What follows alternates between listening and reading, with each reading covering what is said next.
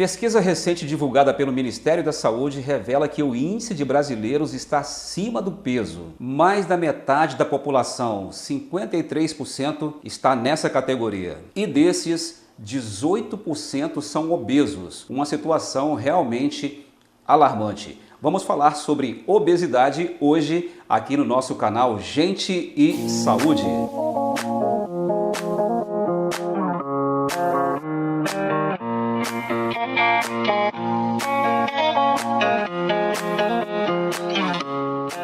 Muito bem, nosso programa de hoje, nosso programa Gente e Saúde, vamos falar de um assunto de alta prevalência na população, que é obesidade, e para isso nós estamos aqui com a doutora Carla Ricato, endocrinologista. Tudo bem, Carla? Tudo jóia. Carla, antes da gente falar sobre obesidade, para as pessoas saberem o que faz o endocrinologista.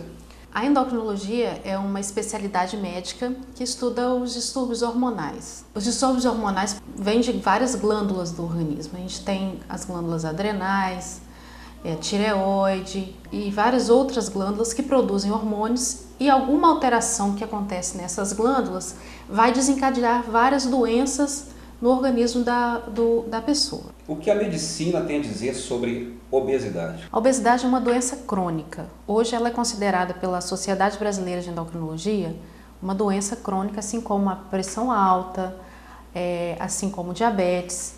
E sendo uma doença crônica, o tratamento deve ser a longo prazo. Na população brasileira, a gente chega a ter 52% de obesidade. E isso é importante dizer também que ela é mais frequente nos homens. E o pior ainda, no homem ela é mais maléfica, porque é aquela obesidade central, obesidade centrípeta, onde há o acúmulo de gordura nos órgãos. Então, se você ingere uma alimentação além da necessária que os seus órgãos vitais precisam para funcionar, essa energia vai ser armazenada em forma de gordura, e daí vem a obesidade. Quais os fatores que causam a obesidade? O principal fator, o mais importante, é o sedentarismo e erros alimentares. Hoje, com a vida atribulada, muito trabalho, todo mundo trabalha muito, tem pouco tempo para atividade física. Além disso, erro alimentar, come-se muito mal, muito carboidrato, muita gordura, o que leva a um aumento de peso importante.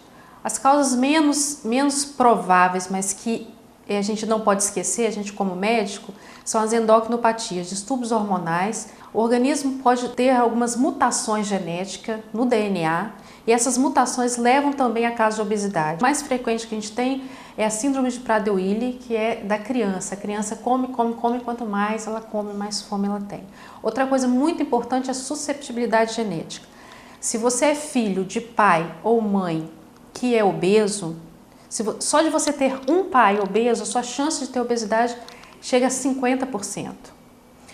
Uma outra coisa importante, que também é causa de obesidade, são transtornos alimentares, compulsão alimentar, depressão, ansiedade, estresse. Geralmente essas pessoas com essa ansiedade, elas descontam na comida. A obesidade acarreta que tipos de problema de saúde, Carla? Muitos, né? Os principais são as doenças cardiovasculares. Quando eu digo doenças cardiovasculares, por quê? O que a obesidade leva? Um aumento de colesterol, triglicerídeos, glicose. Com isso, desenvolve as doenças que a gente chama de doenças ateroscleróticas. O que é isso? É o acúmulo de gordura nas artérias do coração, leva ao infarto, nas artérias do cérebro, leva ao derrame, nas artérias renais, levando à insuficiência renal, nas veias, levando aquelas escaras, aquelas gangrenas que não cicatrizam, né?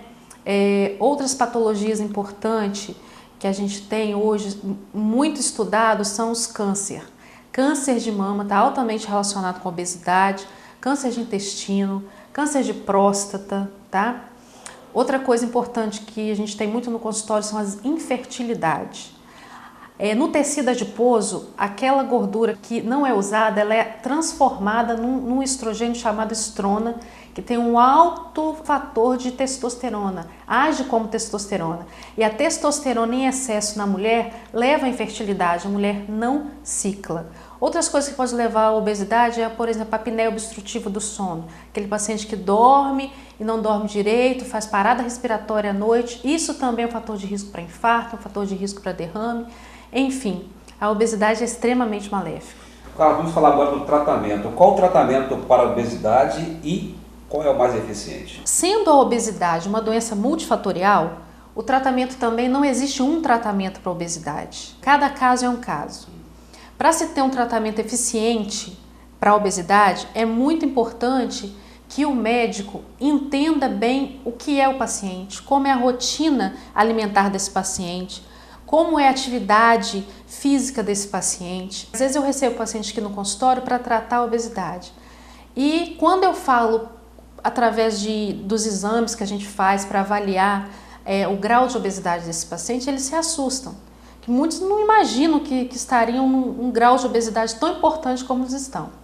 Mas enfim, além disso, você tem que saber se esse paciente tem alguma queixa sugestiva de doença endócrina, se esse paciente é hipertenso, se esse paciente é diabético, certo?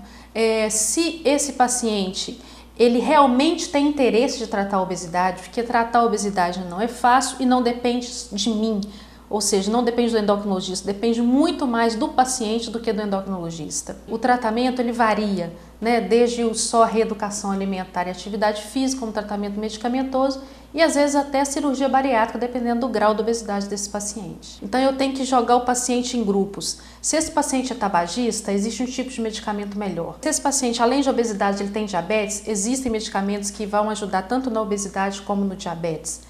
Se esse paciente ele bebe, tem o estilo de vida de ingerir grande quantidade de álcool, tem uns medicamentos que não podem usar e outros que são indicados para isso. Outra coisa, a gente tem que avaliar o paciente, a composição corporal desse paciente. Que às vezes o paciente ele não está obeso só em função de excesso de gordura, mas a gente tem o obeso por excesso de gordura e por retenção hídrica. Então aqui no consultório a gente tem o aparelho de bioimpedância, tá? Que a gente faz a medida da massa gorda, massa magra e retenção hídrica. Outra coisa, mãe e pai, não deixa filho na frente da televisão o dia inteiro está assistindo Discovery Kids, jogando no tablet, e sempre junto disso aí tem uma pipoca do lado, tem um refrigerante, não digo nem suco não, refrigerante do lado.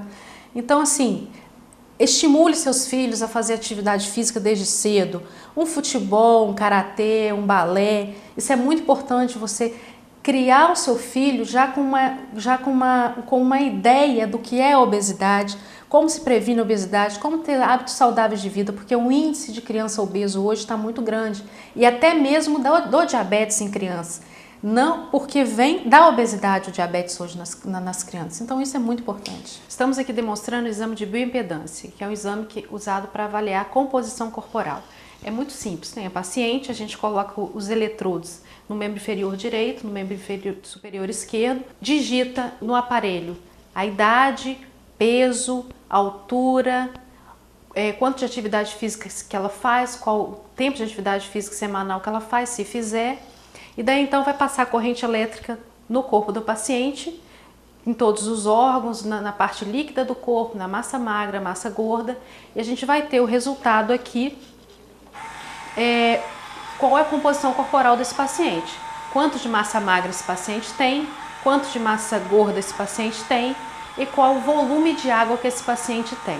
No final disso vai aparecer pra gente aqui qual o peso que esse paciente precisa perder, às custas de que ele está obeso, as custas só de massa gorda ou massa gorda e líquido corporal, para poder daí a gente estar fazendo uma dieta adequada e trabalhando a melhor medicação para esse paciente. Muito bem, então bati um papo aqui super agradável com a doutora Carla Ricato, endocrinologista de Mantena. Carla, muito obrigado. É um prazer por participar do nosso programa Gente Saúde. Muito bem, chegamos ao final de mais um programa Gente Saúde. Você que gostou do nosso vídeo, eu queria te convidar a deixar aí a sua curtida, seu comentário, se inscrever em nosso canal no YouTube, no Facebook, na nossa página, na nossa fanpage, deixar também uma curtida e compartilhar o vídeo com seus amigos. Com imagens de Stefano Gontijo, assistência de Michele Martins, John Martins, para o Gente e Saúde.